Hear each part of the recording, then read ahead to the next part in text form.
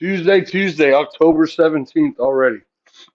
Before you know it, tomorrow will be the 18th, and today will be behind us. Let us make the most of today while we have it. Astros live to see another day, but not too many more of them, huh? No, no.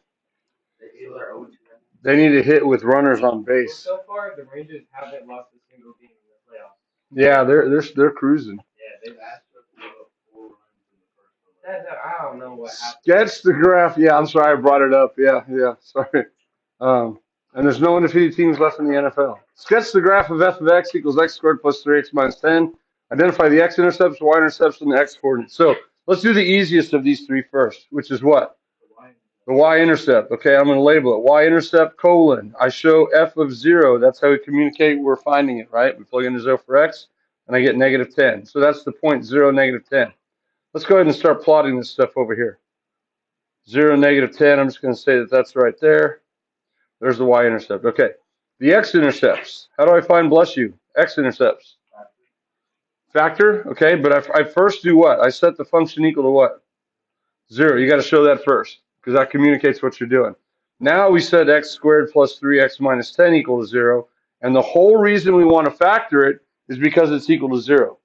Whenever you have an equation equal to 0, you're going to use the 0 product property, and that's why we want to factor it. So this factors into x plus 5, x minus 2, and now we can just rattle off the roots. It's negative 5 or positive 2. Okay, so that is negative 5, 0, if you want to write it as an ordered pair. Negative 5, 0, and 2 comma 0. So negative 5, 0 would be over here.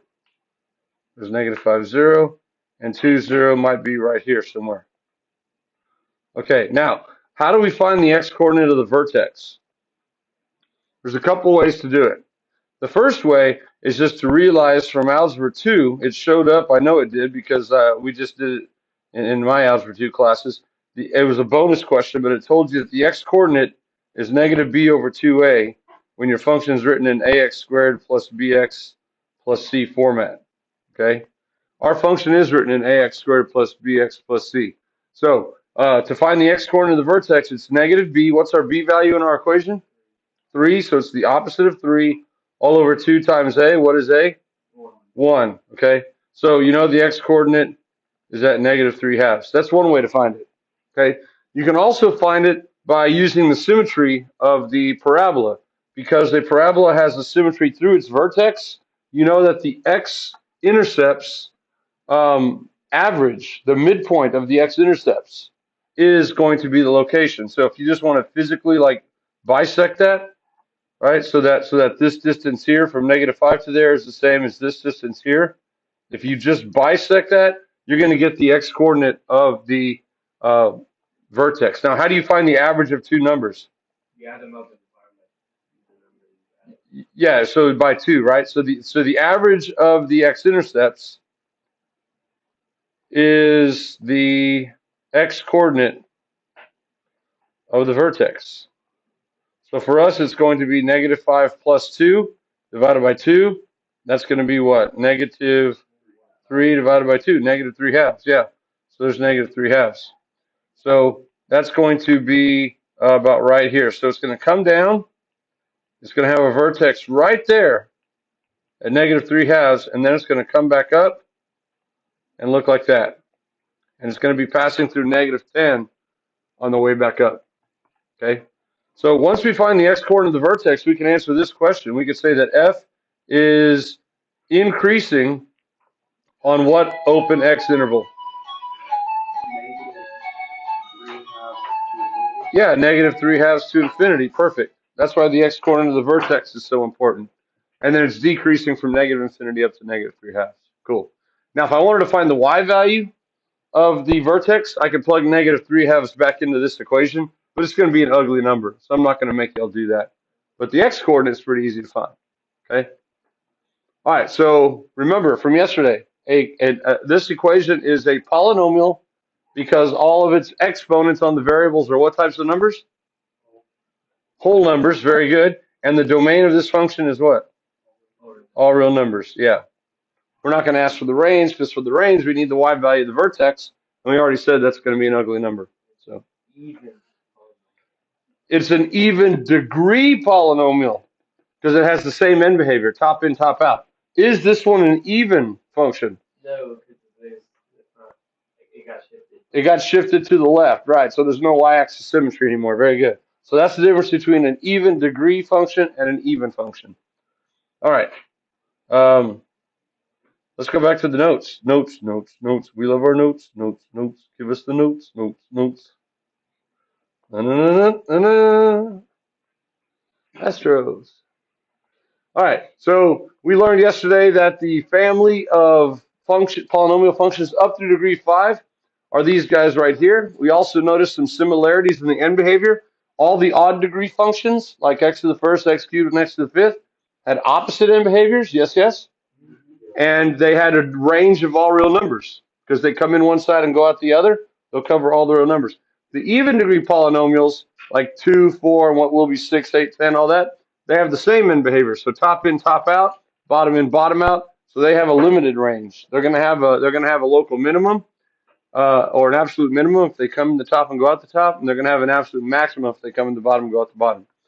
All right, example 3. Sketch the following transformations of the parent quartic function. Determine the end behavior as each, as well as the number of x-intercepts and relative extrema. Okay, who's the parent function here? Not the quintic, the quartic, right?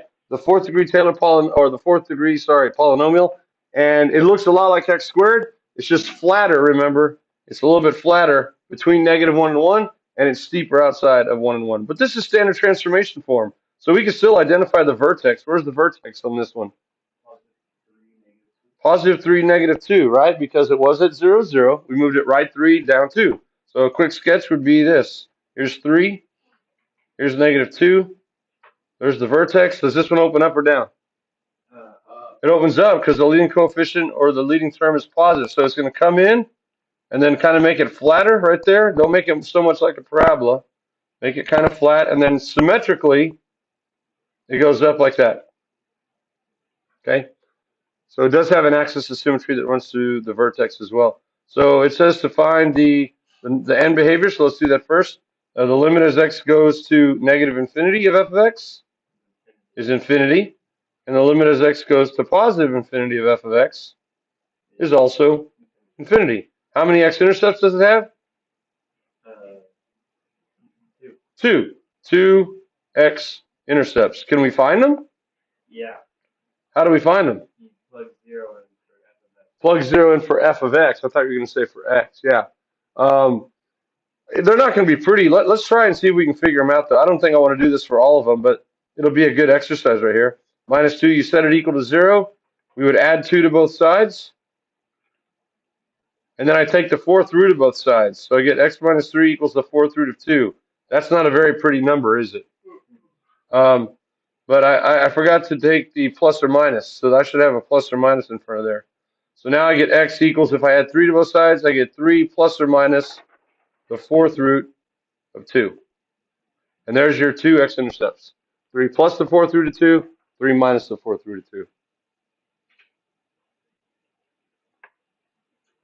Okay, cool. Relative extrema? Yeah. Do we have a relative extrema? We have a local min. What'd you say? Of or at? Yeah, of y equals what? -2. Yeah. The minimum is the y value, remember? So we have a local minimum of y equals -2 at x equals 3. What's the domain? All real numbers. What's the range? From negative, including. Yeah, greater than or equal to -2, including -2. We'll do interval notation. How about this? How about beefy bracket -2 to infinity? That look good? Yeah, there we go. Okay, cool. So it felt a lot like a quadratic. It felt a lot like yesterday's warm up, right? Except it was to the fourth power, and the shape was a little bit different, a little bit flatter. Okay, how about this one? The parent function is to the fourth power again, so it's just the quartic.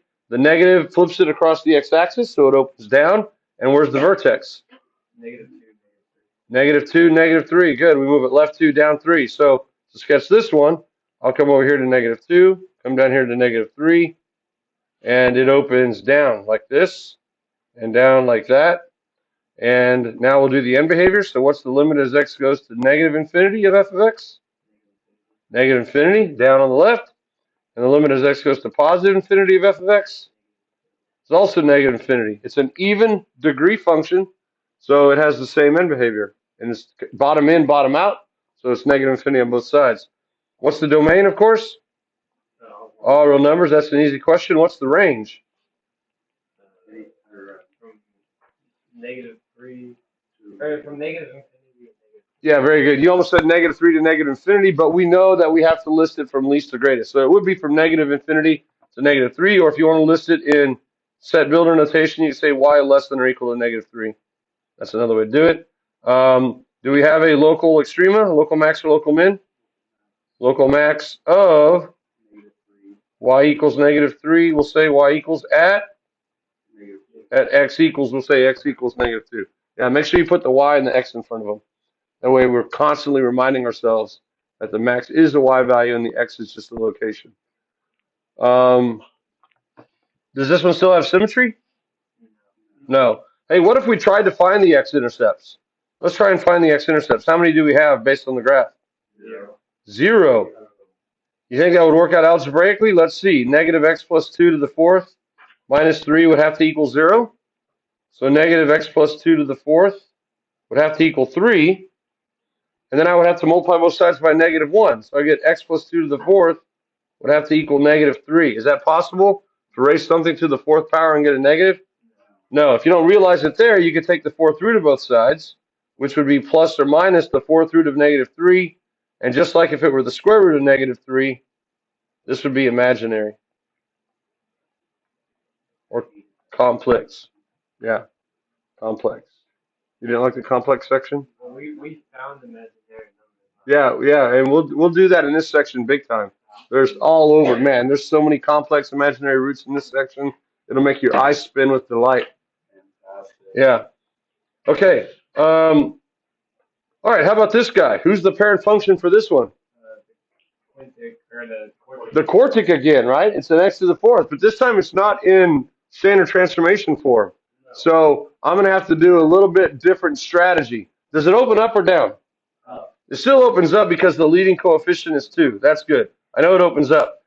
If I could find the x-intercepts like I did in the warm-up, if I can find the x-intercepts, I'll at least have enough information to help me sketch a reasonable graph. So to find the x-intercepts, remember we set it equal to 0.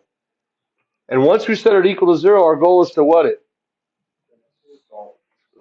Solve it by what? Method. Factor. F it. Thank you. We'll F it. And the first rule of Fing it is to what?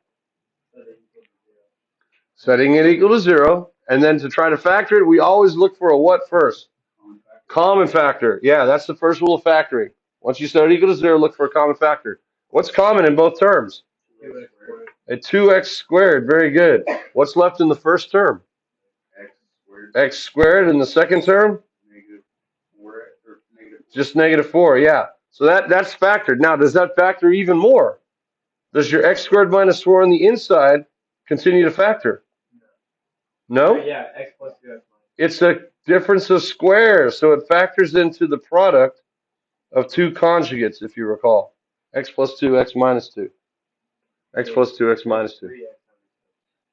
Yeah, so this one should have 3x intercepts. How do we know? We set each factor equal to 0. Either 2x squared equals 0, or x plus 2 equals 0, or x, oops, I did them both as x plus 2. My bad. I just caught that. X plus 2, x minus 2. X minus 2 equals 0. Now you should be able to skip this line that I'm writing right here. All right, you should be able just to go straight to x equals 0, or x equals -2, or x equals 2, straight from this line right here. I just wrote that line just for educational illustrative purposes. All right, so there's 3x intercepts. So let's go ahead and plot those dudes. Okay, 0 is right here. -2 is right here. +2 is right here. Looks like that. And let's see. We know it opens up. Did we find the y-intercept? Can we find the y-intercept, or have we already found it? We can find it, but we actually stumbled across it already, haven't we? Because it passes through the origin. one of the x-intercepts was also the y-intercept, right? But if you didn't realize that, you can go ahead and find the y-intercept. That's just another free point. F of 0 would equal 0 minus 0, which is 0. So you know it passes through the origin. So if you'd have found the y-intercept first, you would have stumbled across one of the x-intercepts. Now, one last thing before we sketch it. Symmetry. This is an even degree function, yes?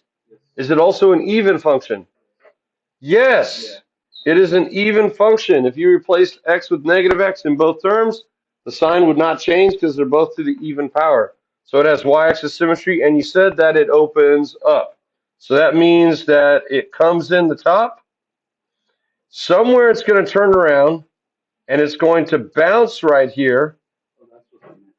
And then it's going to turn around again symmetrically and do that. So it kind of looks like a W. Because of the symmetry, we know that's what it has to look like. All right. Now, I don't think we can find the local minimums, the y values, because we don't know calculus. With calculus or a calculator, you can find them. But let's just say how many it has of each. How many local maximums does it have? One local max. Right. Well, we'll say, how about this? We'll say, instead of at 0, 0, we'll say of y equals 0 at x equals 0. That's a better way to do it. And how many local mins? Two local mins. And we don't know what they are or where they are. You need calculus for that, or a calculator. If it's symmetrical like that, could you just do the average in between 0 and 2? No, because they don't have symmetry like quadratics. There's not an axis of symmetry between the x-intercepts. Yeah, but that was a good idea. If I average 0 and 2, which is 1, does the low point occur at 1? Not necessarily. That's only for a parabola. Okay. But what I do know is if it were at 1.2, the other one would be at x equals negative 1.2, right? I would know the symmetry. And they have the same y value. So once I knew the y value for one, I'd have it for the other. Okay, this one's cool. We get into some wiggle. We haven't really sketched one with this much wiggle before, have we? This is the wiggliest one we've ever sketched. It's like a worm trying to get off a hook, right? Ouch. You think the worm feels that when you put the hook through them 2 or 3 times? I don't think they do that. You don't think they sense it? Yeah, I don't think they have big enough brain. No. What about when they're underwater and they can't breathe? Do you think they panic? That's really cruel, right? You put a worm on a hook, you stick the hook through his body 3 or 4 times, and then you drown him. And then you hope that a fish eats him before he dies. Yeah, they get. I think they breathe. Right? But they still drown, don't they? You think they can absorb the oxygen through water? Yeah. I think. Can we absorb oxygen through our mouth in underwater? Well, it's different. It's different? So you're saying that a worm does not drown? Let me look it up. I'm doing it right now. It just gets poked to death and eaten to death, but it doesn't drown. Okay, I feel better. I thought we were torturing the worm here for a second. Cut a worm and it'll still be. Worms can survive underwater for several weeks. Several weeks? Yeah. Wow. Their skin can. That's a long fishing trip. It absorbs the oxygen in the water. Their skin does. It does. Okay, Wyatt was on something there. Very good, Wyatt. You're going to be, for any other worm questions we have this year, we're going to you. All right. Okay. What about the end behavior? Let's write it. What's the limit as x goes to negative infinity of f?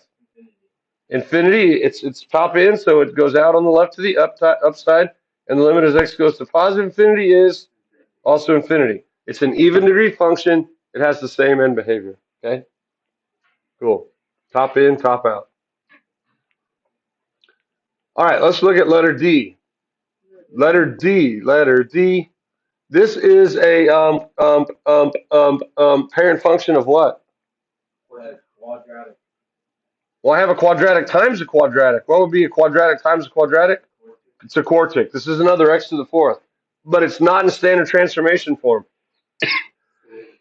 I don't want to expand it out, no. Because remember, if I'm trying to find the x-intercepts, I want to set it equal to 0. And if it's equal to 0, I want it factored, not expanded.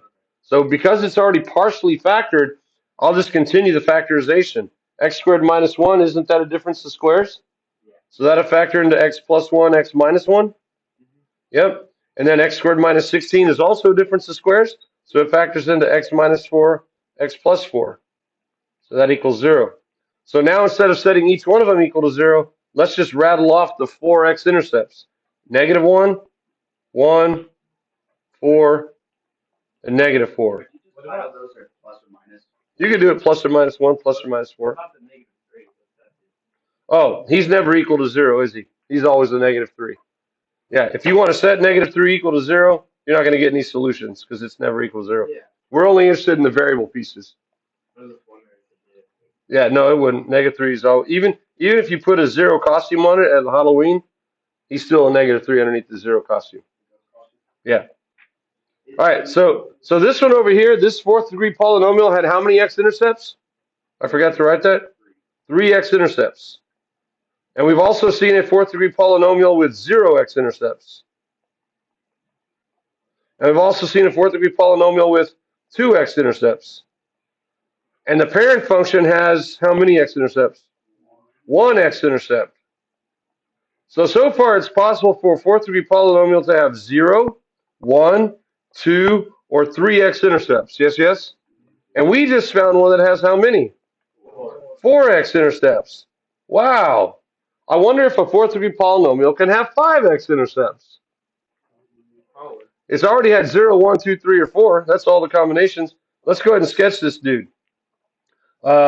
Negative 1, 1, negative 4, 4. Does this one look like it's aiming to have a little bit of symmetry? Yeah. Does it have any based upon the equation? Yeah. Yes. If you replace x with negative x in both places, they're not going to change. So this is also an even function. Not just an even degree function, it's an even function. It has y-axis symmetry. All right. Can we find the y-intercept? Let's find the y-intercept. For the y-intercept, we set x equal to 0, and we plug it in, and we get negative 3 times negative 1 times negative 16, which is negative 48. Good. Negative 48 is way down here. Now, if these are x-intercepts, does that tell us how the graph is going to look with y-axis symmetry? Yeah, it has to come up like this. It's going to cross there. It has to come up like this. It's going to cross there. Okay. Somewhere it's going to turn around. And it's going to go through 4 on the way down. And then symmetrically, it's going to turn around and go through 4 on the way down again. And because the leading coefficient was negative, you could probably discern that it opened what? Up or down? It opens down. Does ours open down? Bless you. Yeah, it does. So notice how I drew that one originally from the inside out. This one looks like the letter M. McDonald's, the golden arches, or the purple arches. Yeah. How many local extrema do we have? 1. Or local 3. Local extrema. 3, right? What kind are they? Max and min. 2 mins, 1 max, 2 max, 1 min? 2 max, 1 min. 2 max, 1 min. Okay, so let's go ahead and say F has, in a complete sentence, F has local maximums. Symmetrically, would you say they're symmetrical to each other? Yeah. Symmetrically, do we know where they're at? No. We sure don't. You know what we need to find those x coordinates? What did I say in the last problem? We needed to find those. Calculus or calculator, right? This is pre-calculus, and we're not using the calculator. So we'll just say it has, back up here, instead of saying it has local maximums, we'll just say that it has 2 local maximums. We're not interested in finding them right now. But what about the local min? Can we find it? Yes. Yeah, and a local min of what? 0, negative 48. Ah, we don't list it as an ordered pair. Y equals negative 48 At x equals 0. Yeah. Good. Can we get the domain of this function? Yeah. Yeah, what is it with your eyes closed and one hand behind your back? All real numbers. Is it ever not all real numbers? No, it's not. Can we get the range of this function? Yeah. Negative 48. Oh, no. No, we can't. No. We need that maximum. Very good. What would be would we start at negative 48 though? Or heard you say negative 48? No. No. It would come in from where? Negative infinity. Yeah. Let's draw ourselves these golden arches. Big Max.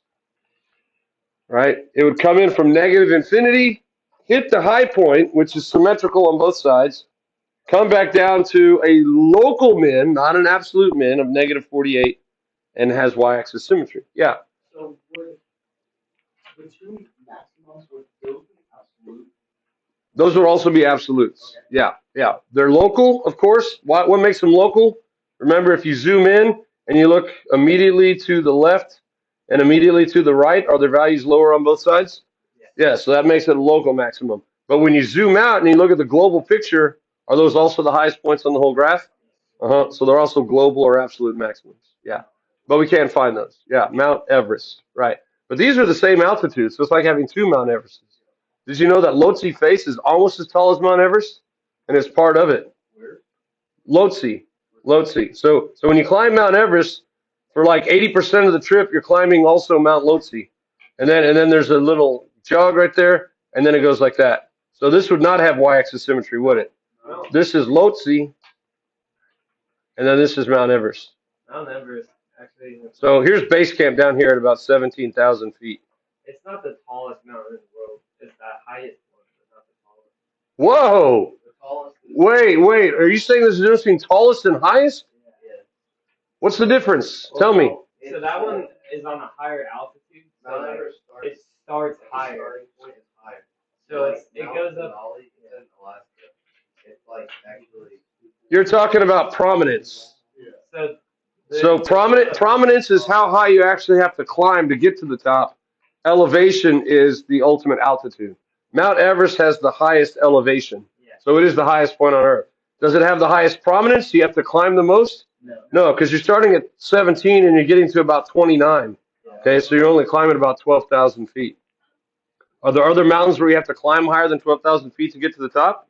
Yeah. So, yeah. It depends on what you're looking for. If you want to brag to someone, hey, I've been on the highest point of the world, or if you want to brag to someone, hey, I climbed more feet vertically than anyone else, right? Right? So it depends what you want to brag about. Okay, so our graph looks kind of like, well, if Mount Everest had a twin, right? That's what it looks. It looks more like Golden Arches to me. Yeah. Aren't the Himalayas like symmetrical? Well, Mount Everest is in the Himalayas, Oh. so Yeah. there because I mean there are probably other mountains in the Himalayas that have the same elevation. Are they side by side like twins? I don't know. Okay, so let's review example 3. We sketched the first two by standard transformation form, right? Okay, and then the other two we had to solve because they weren't in standard transformation form. We had to graph them and collect their information. How? How do we do it algebraically? We factored it. That's right. We factored them. Good. We set them equal to 0 and we factored them. Okay. Let's go ahead and look at this right here. We know from the graph what the end behavior is, right? We can clearly tell. But what if I ask you, let's go back to example C. What if I didn't know what the graph and I asked you, what is the limit as x goes to infinity of f of x? Do you remember when we first studied end behavior, how I told you you can determine it if it's not a ratio? Yeah. For, If it's even, right? If the degree is even, if the degree is even what? it goes to infinity. What if I had a -2 in front, though? Well, then it would be negative. So it's not just the degree, is it? Well, if the degree is even, they're the same limit. Oh, yeah, we know that now. If the degree is even, the two end behaviors are the same. But remember, when we're plugging in huge values of x, remember, which one of these terms, the x to the fourth or the x squared, contributes to the bulk of the mass? The x to the fourth. The x to the fourth. So when you're looking at end behavior, all you need to do is look at the leading term. Remember that? And as the leading term goes, so does the whole function. What do you get when you plug increasingly large values into positive 2x to the fourth? Or plug in infinity. What's infinity to the fourth? Infinity. What's infinity times 2? Infinity. Okay. So is that the same answer we got graphically down here? Yeah. What about this one over here? If it had a negative end behavior, what if I didn't know what the graph looked like? The limit as x goes to infinity of f of x. Let's plug in infinity. What's infinity plus 2? Infinity. What's infinity to the fourth? Infinity. What's infinity times negative 1? Negative infinity, and then negative infinity minus 3 is what?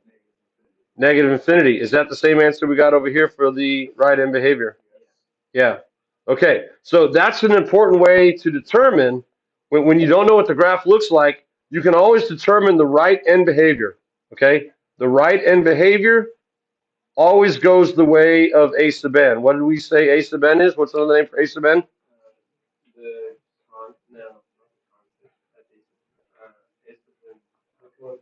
Which coefficient? The leading coefficient, right? The number in front of the x with the largest power. As the leading coefficient goes, so does the right end behavior. Okay? So if your leading coefficient is positive, then the right end behavior is what? Positive infinity. And if the leading coefficient is negative, then the right end behavior is what? Negative infinity. Okay? Now, when you combine that with what we learned up here about even degree versus odd degree having the same or opposite end behavior, you can figure out the left end behavior, right? So for instance, if I knew that it was an x to the fourth, and I knew the right end behavior was positive, because it is an x to the fourth, what would I know about the left end behavior? Would it be the same or the opposite? If it's an x to the fourth. It'd be the same, right? Because it's an even degree, the left end behavior would be the same. What if I knew it was an x to the fifth? What if I knew it was x to the fifth, and I knew the right end behavior was positive? Because it's x to the fifth, I would know the left end behavior is what?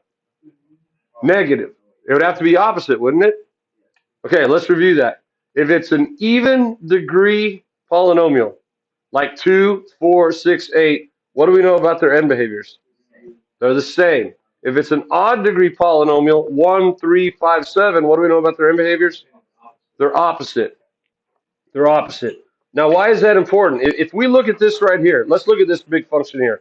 Let's say f of x is negative 10 x to the 7th plus 2x to the 5th minus 3x to the 4th plus 5x cubed minus 2x squared minus pi. Okay?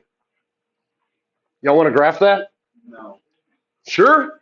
I like your willingness. How are we going to graph it? We're going to have to factor it, right?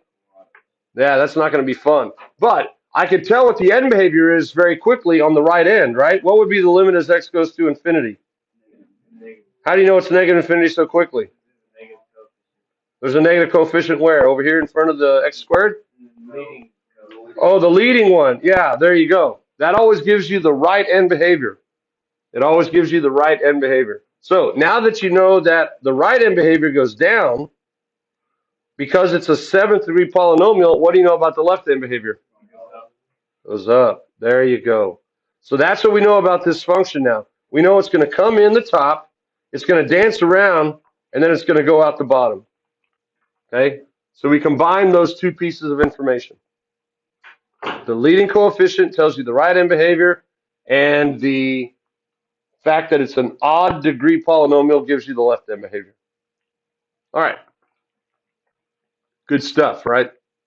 So, if n is even, there we have this. The left end behavior is equal to the right end behavior. And if n is odd, the left end behavior is the opposite of the right end behavior. All right, so far so good. Any questions? I'm going to switch seats now. Since you got out of my seat over here. Go over to this side of the room.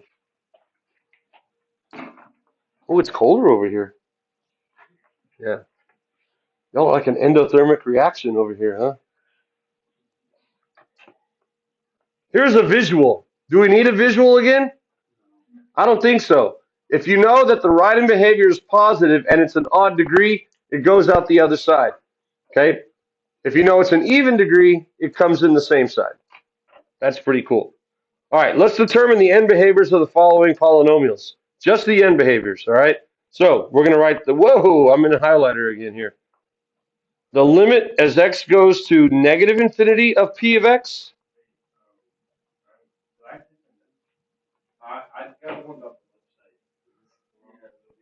Oh, they'll be different. Yeah, sorry. Get it off of Canvas. I haven't updated my website in a couple of years. Since I started using Canvas. I used to use my website exclusively But then when COVID hit, I needed to use Canvas for students to be able to turn in their work. So I started using Canvas, and now I use Canvas almost exclusively instead of my website. My website's still there. I just forget to update it. So I apologize for that. I'm glad you pointed that out. Limit as x goes to infinity of p of x. All right, determine the end behaviors. Which one of those two, the left or the right, can we determine immediately from the leading coefficient? The right end behavior. So what's the right end behavior? Positive infinity.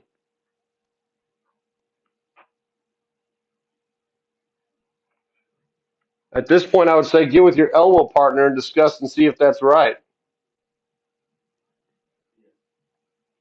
What's the leading coefficient?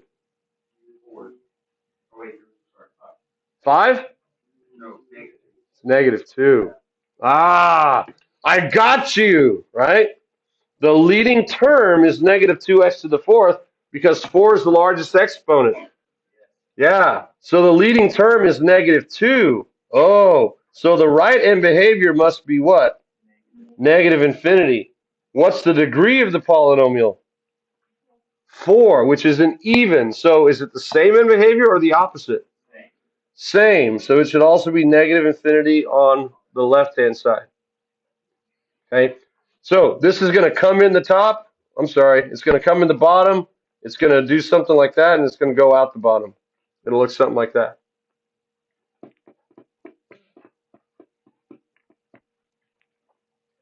Questions on that one? Okay. Letter B, -2x to the fourth. There's only one term. Let's write this out. The limit as x goes to negative infinity of f, and the limit as x goes to positive infinity of f. The leading coefficient is what? -2. So which end behavior is negative infinity based upon that alone? Well, on that alone. The right end behavior. Now, the fact that it's a fourth degree polynomial, which is an even number, means that the end behaviors are the same, so it's also negative infinity on this side. Yeah. Now, this one's easy to figure out. This one just looks like this. It doesn't have all the extra wiggles. If you notice, you get the extra wiggles when you have extra terms. Like if I had an x cubed term and an x squared term, that's when the graph starts to wiggle. If you just have an x to the fourth term, you don't get the extra wiggles. You just get it flatter and steeper. All right, y'all do this one on your own. The limit as t goes to negative infinity of n, and the limit as t goes to positive infinity of n.